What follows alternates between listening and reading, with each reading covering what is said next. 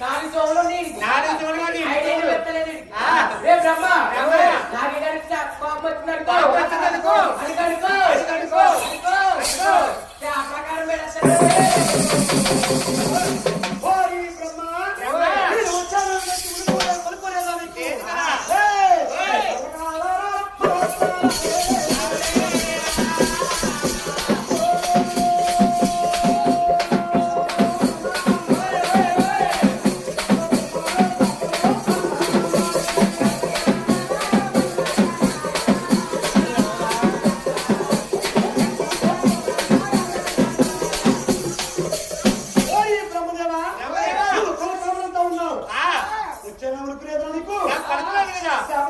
చెప్పి